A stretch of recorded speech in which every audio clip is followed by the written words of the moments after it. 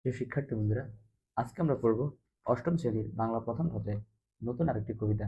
আজকের আমাদের কবিতাটির নাম হচ্ছে প্রার্থনা এবং লেখকের নাম হচ্ছে কায়কোবাদ। তো চলো আমরা শুরু করি আমাদের আজকের কবিতা। প্রার্থনা মানে কি? প্রার্থনা মানে হচ্ছে দোয়া বা মুনাজাত করা, অর্থাৎ কারো কাছে মুনাজাত করে বা দোয়া করে কিছু চাওয়া। এখানে মূলত কবি সৃষ্টিকর্তার কাছে বা আল্লাহর কাছে মুনাজাত করতেছে। তো চলো শুরু করি। বিভো, দেহ হৃদয় বল। আচ্ছা, বিভো মানে কি? বিভো মানে হচ্ছে প্রভু বা সৃষ্টিকর্তা অথবা আল্লাহ। দেহ মানে কি? আমরা এখানে এটা কিন্তু দেহ হবে না, এটা কিন্তু দেহ হবে। আমরা জানি দেহ মানে হচ্ছে শরীর, কিন্তু এখানে এই দেহ মানে শরীর না, এখানে এটা হবে দেহ। দেহ মানে কি? দাও। হৃদয় মানে কি? হৃদয় মানে হচ্ছে হৃদয়। আর বল মানে কি? বল মানে হচ্ছে শক্তি। অর্থাৎ কবি এখানে সৃষ্টিকর্তার কাছে বলতেছে, বিভো বা আল্লাহ, আমার হৃদয়ে তুমি শক্তি দাও। আশা করি প্রথম লাইনটা তোমরা বুঝতে পারছো। তারপর আবার বলে দিচ্ছি, দেহ মানে হচ্ছে সৃষ্টিকর্তা, দেহ মানে দাও, হৃদয় মানে হৃদয়, আর বল মানে শক্তি। অর্থাৎ আল্লাহ তুমি আমার হৃদয়ে শক্তি দাও। না জানি ভক্তি, নাহি জানি স্তুতি। ভক্তি মানে কি? ভক্তি মানে হচ্ছে কাউকে শ্রদ্ধা করা। অর্থাৎ ওই বলতেছে, হে প্রভু, তোমাকে কিভাবে শ্রদ্ধা করতে হয় আমি তোমাকে যথাযথভাবে শ্রদ্ধা করতে জানি না। নাহি জানি স্তুতি। স্তুতি মানে কি? মানে হচ্ছে প্রশংসামূলক কোনো বাক্য। কই বলতেছে যে আমি প্রশংসামূলক কোনো বাক্য জানি না, বাকি কোনো শ্রদ্ধাও করতে জানি না। কি দিয়া করিব তোমার আরতি? আরতি মানে কি? আরতি মানে হচ্ছে পূজা বা ইবাদত। অর্থাৎ কবি এখানে বলতেছে যে হে প্রভু, তুমি আমার হৃদয় শক্তি দাও। আমি তোমাকে শ্রদ্ধা করতে জানি না। আমি কোনো তোমাকে কি ভাষায় স্তুতি মানে কি? প্রশংসামূলক বাক্য। অর্থাৎ কি ভাষায় তোমার প্রশংসা করতে হয় আমি সেটাও জানি না। আমি কিভাবে তোমার আরতি করব বা তোমার ইবাদত বা পূজা করব? আমি নিঃসম্বল। নিঃসম্বল মানে কি? যে সহায় সম্বলহীন, অর্থাৎ যার কিছুই নাই। নিঃসম্বল মানে কি? যার কিছুই নেই, একেবারে কিছুই নেই, যে কি একদম গরিব। তো এইখানে নিঃসম্বল মানে বুঝাইছে যে কবির দেহে কোনো শক্তি নাই, প্রশংসামূলক কোনো বাক্য কবি জানে না, এবং কি কবি প্রভুকে শ্রদ্ধা করতে পারে না। এজন্য কবি আল্লাহর কাছে প্রার্থনা করতেছে বা দোয়া করতেছে যে আল্লাহ, তুমি আমার হৃদয়ে শক্তি দাও, যাতে আমি তোমার ইবাদত বা পূজা করতে পারি। তারপর দেখো, তোমার দুয়ারে আজি রিক্ত করে দাঁড়িয়ে দাঁড়ায় আছে প্রভু, সপিতে তোমারে শুধু আঁখি জল, দেহ হৃদয় বল। এখানে বলতেছে তোমার হৃদয়ে, তোমার দুয়ারে আজি রিক্ত করে। রিক্ত করে মানে হচ্ছে খালি হাতে বা শূন্য হাতে। রিক্ত করে মানে কি? রিক্ত করে মানে হচ্ছে খালি হাতে বা শূন্য হাতে। তোমার দুয়ারে আজি, আজি মানে আজ, দাঁড়ি দাঁড়ায় আছে প্রভু। প্রভু মানে কি? প্রভু। সপিতে তোমারে। আচ্ছা, সপিতে তোমারে মানে কি? তোমাকে দেওয়ার জন্য। কি দেওয়ার জন্য? শুধু আঁখি জল। আঁখি জল মানে কি? মানে হচ্ছে চোখের জল। কবি এখানে বলতেছে যে হে প্রভু, আমি নিঃসম্বল, তোমাকে দেওয়ার মতো আমার কিছু নেই। শুধু কি আছে? যে সপিতে তোমারে আমি দাঁড়াইছি, তোমাকে সপিতে তোমারে মানে তোমাকে দেওয়ার জন্য শুধুমাত্র আঁখি জল বা চোখের পানি। আশা করতেছি এই লাইনগুলো বুঝতে পারছো। দেহ হৃদয় বল মানে হৃদয় শক্তি দাও। তারপর দেখো কই বলতেছে, বিপদ দেহ হৃদয় বল। আবার আসি, একই কথা বলতেছে। দারিদ্র পেশনে বিপদের ক্রোড়ে। আচ্ছা, দারিদ্রের পেশনে মানে কি?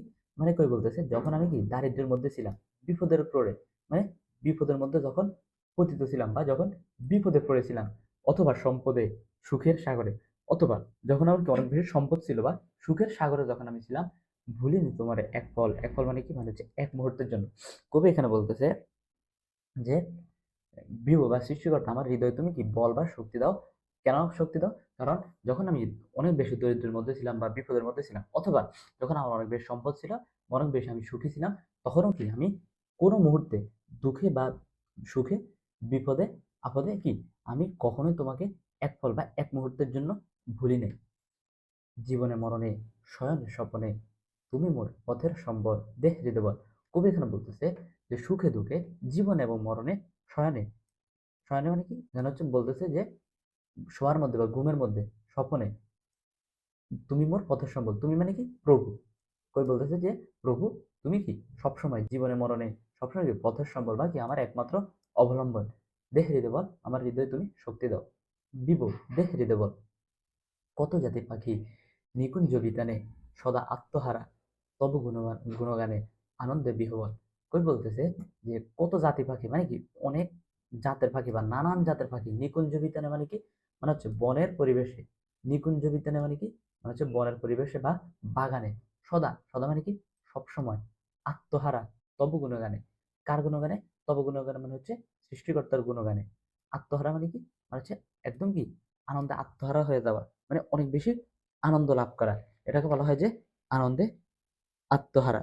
তো দেখো এই লাইনটা, এই দুইটা লাইনে কবি কি বলেছে, কবি এখানে বলতেছে যে নানান জাতের পাখি, এখানে কবি আসি সৃষ্টিকর্তা কি একটু প্রশংসা করার চেষ্টা করতেছে। কবি বলতেছে যে নানান জাতের পাখি বনের পরিবেশে সবসময় আত্মহারা হয়ে থাকে তব গুণে, তব গুণগানে মানে তোমার গুণগানে, এখানে আল্লাহর কথা বলা হয়েছে যে পাখিরা কি সবসময় বনের মধ্যে কি সৃষ্টিকর্তার গুণাগুণ করতে থাকে।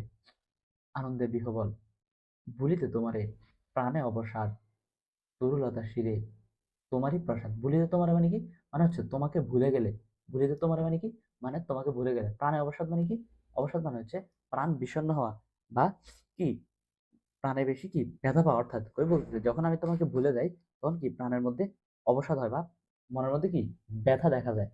অবসাদ মানে কি ব্যথা। তরুলতা শিরে তোমারই প্রসাদ। তরুলতা শিরে মানে কি, তরুলতা মানে হচ্ছে গাছ গাছালি, আর শিরে মানে কি, শিরে মানে হচ্ছে মাথায়। তোমারই প্রসাদ বা তোমার দয়া। অর্থাৎ কই বলতেছে যে হে প্রভু, গাছ গাছালির মাথায় আমরা যেসব ফুল দেখতে পাই, প্রসাদ মানে হচ্ছে দয়া। অর্থাৎ গাছের মাথায় যে আমরা দয়া দেখতে পাই, সেটা কি, গাছের মাথায় আমরা যে ফুল দেখতে পাই, সেটা কি, সেটা হচ্ছে প্রভু তোমারই দয়া। গাছের মাথায় কি থাকে, বিভিন্ন ফুল থাকে, ফল থাকে, এগুলা কি কবি বলতেছে যে তরুলতা শিরে বা গাছের মাথায় এগুলা শুধু তুই কি তোমারই দয়া। এখানে কবি আল্লাহর প্রশংসা করতেছে। সারু ফুল ফল, সারু মানে কি, সারু মানে হচ্ছে সুন্দর, অর্থাৎ সুন্দর ফুল ফল কি আল্লাহর দয়া। দেহ হৃদয় বল, হে প্রভু তুমি আমার হৃদয় শক্তি দাও। অর্থাৎ কবি বলতেছে যে গাছের মাথায় যেরকম সুন্দর সুন্দর ফুল আছে, ফল আছে, এগুলো যেরকম দয়া, তুমিও তেমনি ভাবে কি আমার আমার প্রতি দয়া করো, আমার প্রতি দয়া করে আমার হৃদয়ও শক্তি দাও। তারপর দেখো বিভ, দেহ হৃদয় বল, তোমার নিঃশ্বাস বসন্তের বায়ু, তবে স্নেহ কণা জগতের আয়ু, তব নামে অশেষ মঙ্গল। কই বলতেছে যে বসন্তের যে বায়ু, বায়ু মানে কি বাতাস, অর্থাৎ বসন্তের যে বাতাস বা বসন্তের যে সুন্দর বাতাস, সেটা কি কই বলতেছে, সেটা কি প্রভু তোমার বিশ্বাস সেটা। তবে স্নেহ কণা জগতের আয়ু, আয়ু মানে কি, যেমন আয়ু মানে হচ্ছে কি জীবন বা হায়াত। যেমন আমরা আমরা বেঁচে আছি, বা আমরা ধরা কেউ 40 বছর বাঁচছে, তার আয়ু কত বছর, 40 বছর, মানে কি তার জীবনটা 40 বছরের, তার হায়াতটা 40 বছরের। তো প্রভু কবি এখানে বলতেছে জগতের আয়ু, জগৎ মানে কি পৃথিবী। কবি এখানে বলতেছে যে পৃথিবীটা যে টিকে আছে, পৃথিবী যে এখনো ধ্বংস হয়ে যায় নাই, এটা কি, এটা হচ্ছে আল্লাহর স্নেহ। তব নামে অশেষ মঙ্গল, কবি এখানে আসে বলতেছে যে হে আল্লাহ, তোমার নামে কি অনেক বেশি মঙ্গল আছে বা কল্যাণ আছে। মঙ্গল মানে কি, কল্যাণ। গভীর বিষাদে বিপদের ক্রোড়ে একাগ্র হৃদয়ে শরীরে তোমারে। গভীর বিষাদে, বিষাদ মানে কি ব্যথা, অর্থাৎ যখন অনেক বেশি ব্যথা পাই, বিপদের ক্রোড়ে মানে বিপদের মুহূর্তে, একাগ্র হৃদয় মানে কি একান্ত মনে, একাগ্র হৃদয় মানে কি, মানে হচ্ছে একান্ত মনে, অর্থাৎ কোনো দিকে মনোযোগ না দিয়ে শুধুমাত্র আল্লাহর দিকে মনোযোগ দিলে, শরীরে তোমারে, তোমাকে স্মরণ করলে, শরীরে মানে কি, শরীরে মানে হচ্ছে স্মরণ করলে। কই বলতেছে যে এক মনে তোমাকে যদি স্মরণ করি, কখন, বিষাদের সময় বা বিপদের সময়, নিভে শোকানোর, শোকানোর মানে কি, শোকানোর মানে হচ্ছে দুঃখের আগুন বা শোকের আগুন। তাহলে কই বলতেছে যে যখন আমরা বিপদে পড়ি বা বিষাদে আক্রান্ত হই বা ব্যথা পাই, তখন যদি এক মনে আল্লাহকে স্মরণ করা যায়, তখন কি আমাদের দুঃখের আগুনটা নিভে যায়। দেহ হৃদয় বল, কবি আবার এখানে আসে বলতেছে হে প্রভু, তুমি কি আমার হৃদয় শক্তি দাও। তো এই ছিল আমাদের আজকের কবিতা। আশা করতেছি কবিতাটা তোমরা ভালো করে বুঝতে পারছো। এখন আমরা দেখি শব্দার্থ টিকা থেকে বিগত বছরগুলোতে এখান থেকে কি কোশ্চেন আসছে।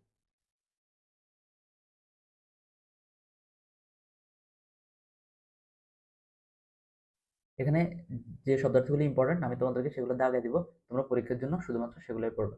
বিভ মানে কি, বিভ মানে হচ্ছে স্রষ্টা, এটা পরীক্ষার জন্য পড়বে। রিক্ত করে মানে কি, শূন্য হাতে, এটাও ইম্পর্টেন্ট। পেছনে মানে কি, অত্যাচারে। আর ক্রোড় মানে হচ্ছে কোল বা বিপদের কোলে বা বিপদের মুহূর্তে। এরপরে পল মানে কি, মুহূর্তকাল। অশেষ মানে যার শেষ নেই বা অন্তহীন। বিষাদ মানে কি, দুঃখবোধ। আর শরীরে মানে কি, স্মরণ করলে। প্রসাদ মানে অনুগ্রহ বা দয়া, এটা পড়বা।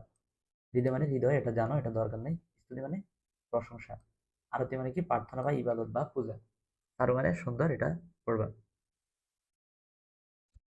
তো এগুলা পড়বা, এগুলা পড়লে তোমাদের পরীক্ষার জন্য বা এমসিকিউর জন্য কি এনাফ। তারপর দেখি আমরা পাঠ পরিচিতি। পাঠ পরিচিতি কি বলতে দেখো, প্রার্থনা কবিতার কবির অশ্রুমালা কাব্যগ্রন্থ থেকে সংকলিত। তাহলে কোন কাব্যগ্রন্থ থেকে নেওয়া হয়েছে, অশ্রুমালা, এটা পরীক্ষার জন্য ইম্পর্টেন্ট। তারপর দেখো কবি এই কবিতায় স্রষ্টার বা সৃষ্টিকর্তার অপার মহিমার কথা বর্ণনা করে স্রষ্টার উদ্দেশ্যে প্রার্থনা জানিয়েছেন। মহিমা মানে কি? মহিমা মানে হচ্ছে দয়া। এরপর দেখো, কবি ভক্তি বা প্রশংসা করতে না জেনেও কেবল চোখের জলে নিজেকে নিবেদন করেন।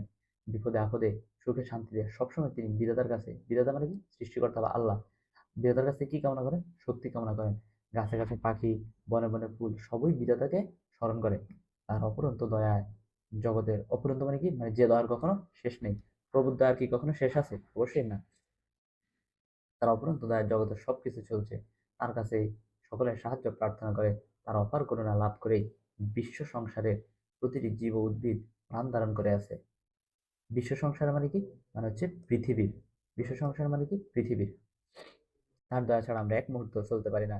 সুখে দুঃখে শয়নে স্বপনে তিনি আমাদের একমাত্র ভরসা। আমরা রিক্ত হস্তে, রিক্ত হস্তে মানে কি? মানে হচ্ছে খালি হাতে বা শূন্য হাতে। হস্তে মানে হাতে। পরম ভক্তি করে তার কাছে প্রার্থনা জানাই, হে প্রভু, আমাদের দেহে ও হৃদয়ে শক্তি দাও। আমরা যেন তোমার আরাধনায় নিজেকে নিবেদন করতে পারি। আরাধনা মানে কি? আরাধনা মানে হচ্ছে ইবাদতে। তো আশা করতেছি পাঠ পরিচিতি তোমরা বুঝতে পারছো। এখন আমরা দেখি যে এখান থেকে কবি পরিচিতি থেকে কি কি প্রশ্ন আসার সম্ভাবনা আছে। কায়কোবাদ 1857 খ্রিস্টাব্দে ঢাকা জেলার নবাবগঞ্জ থানার আগলাপরপুরা গ্রামে জন্মগ্রহণ করেন। এই লাইনটার দরকার নেই, পরীক্ষার জন্য। তার আসল নাম কি? মোহাম্মদ কাজেমাল কুরাইশি। এটা সৃজনশীল ক নাম্বার এবং এমসিকিউর জন্য ইম্পর্টেন্ট। প্রবেশিকা পর্যন্ত লেখাপড়া করে তিনি ডাক বিভাগে চাকরি নেন। এগুলো দরকার নেই। আর এটা পড়বা যে মহাশ্মশান তার বিখ্যাত মহাকাব্য, এটা পরীক্ষার জন্য ইম্পর্টেন্ট। অন্যান্য কাব্যগ্রন্থের মধ্যে কি রয়েছে এগুলো দরকার নেই। 1951 খ্রিস্টাব্দে কবি কায়কোবাদ ঢাকায় মৃত্যুবরণ করেন। তো কবি পরিচিতি থেকে পরীক্ষার জন্য কি কি পড়বা? শুধুমাত্র ওনার আসল নাম কি ছিল এটা পড়বা, আর হচ্ছে তার রচিত বিখ্যাত মহাকাব্য কি? মহাশ্মশান। তো এই ছিল আজকের আমাদের কবিতা। পরবর্তী ক্লাসে আমরা এই কবিতা থেকে যেসব এমসিকিউ আসছে সেসব এমসিকিউ আমরা সলভ করার চেষ্টা করব। তো আজকের ক্লাসটা এই পর্যন্তই। আল্লাহ হাফেজ সবাইকে।